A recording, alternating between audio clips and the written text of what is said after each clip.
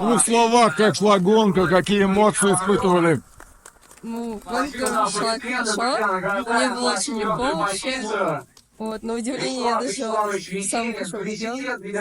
Вот. Ну, в принципе, мне понравилось. Трасса была, конечно, не знаю, но в принципе все. И как подводились гонки, как себе настраивали, мотивация была в чем? Просто хоть как-то побежать.